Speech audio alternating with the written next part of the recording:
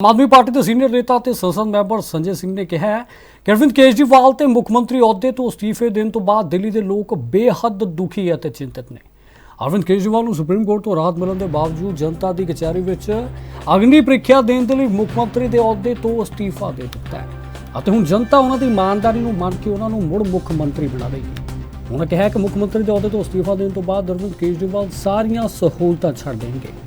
मुख मंत्री वजों दित्ती रिहाइश भी छड्डी जाएगी। तो अरविंद केजरीवाल ने कई बार हमलों का सामना करने के बावजूद भी केजरीवाल जिहड़े कि सरकारी सुरक्षा छड्डणगे। संजय सिंह का कहना है कि जिस तरह परमात्मा ने केजरीवाल को जेल दे बंद खौफनाक अपराधियों में रखा सी, उसे तरह हुण भी रब ही राखी करेगा।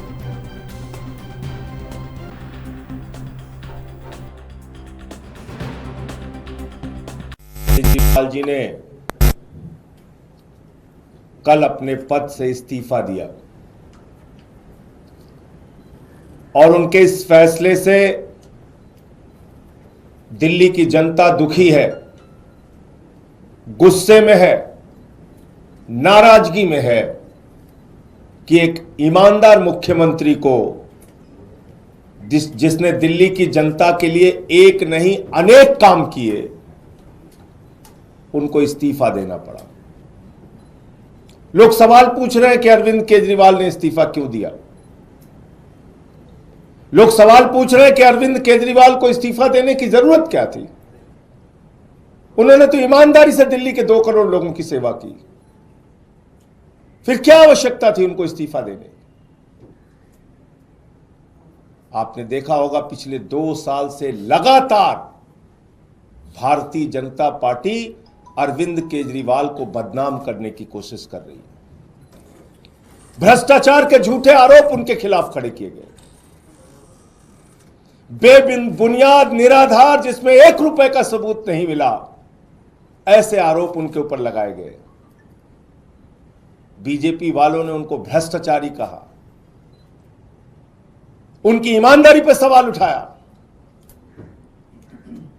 कोई आम नेता होता, कोई मोटी चमड़ी वाला नेता होता, उसको कोई फर्क नहीं पड़ता, वो अपनी कुर्सी से चिपका पड़ा रहता। लेकिन ये अरविंद केजरीवाल हैं, इन्होंने अपनी सच्चाई और ईमानदारी से यहां तक का सफर तय किया है और ईमानदारी से दिल्ली के लोगों की सेवा की है।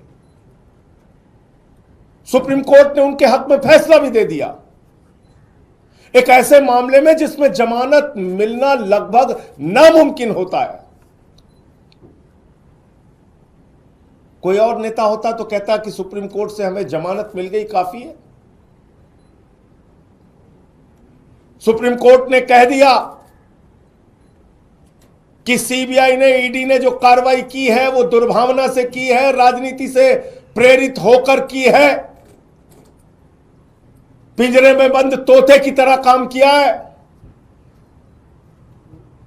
कोई और नेता होता तो कहता सुप्रीम कोर्ट ने हमारे हक में फैसला सुना दिया, जमानत दे दी, अब अपने पद पर बना रहूंगा।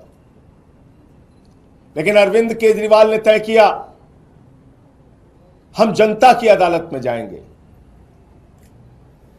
जनता की अदालत में जिसकी सेवा हमने ईमानदारी से की है,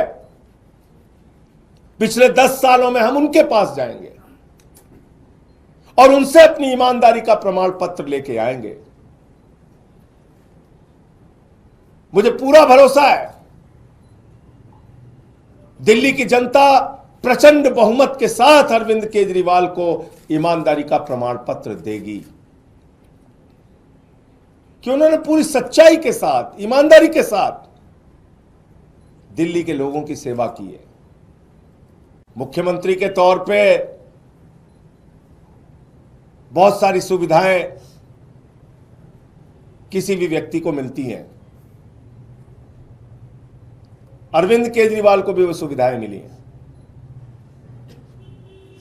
कल जब उन्होंने इस्तीफा दिया तो पहली बात उन्होंने की कि अब हम ये सारी सुविधाएं छोड़ देंगे। मुख्यमंत्री को मिलने वाली सारी सुविधाएं छोड़ देंगे।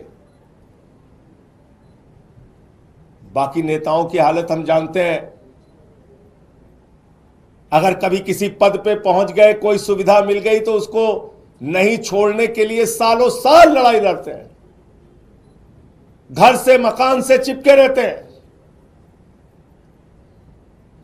लेकिन अरविंद केजरीवाल ने फैसला किया है कि उन्होंने कहा हम अपना मकान खाली करेंगे, हम अपना घर खाली करेंगे। उनकी सुरक्षा को लेकर भी सवाल है। एक नहीं कई बार उनके ऊपर हमले हुए। हमने उनसे कहा, समझाने की कोशिश की कि आपकी सुरक्षा को खतरा है। कई बार आप पे हमला हो चुका है। मां बाप घर में थे, उस वक्त भी उनके घर पे हमला हो चुका है। भारतीय जनता पार्टी के लोगों ने हमला किया है।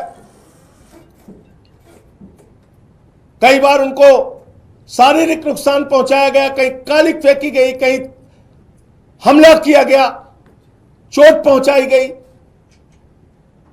ये सारा कुछ हुआ अरविंद केजरीवाल के साथ। उनके बूढ़े मां बाप हैं, उनकी पत्नी है, उनके बच्चे हैं, उनकी सुरक्षा को लेके हम सब चिंतित हैं। हमने समझाने की कोशिश की कि ये घर सिर्फ मुख्यमंत्री के तौर पे ही नहीं बल्कि आपकी सुरक्षा की दृष्टि से भी जरूरी है।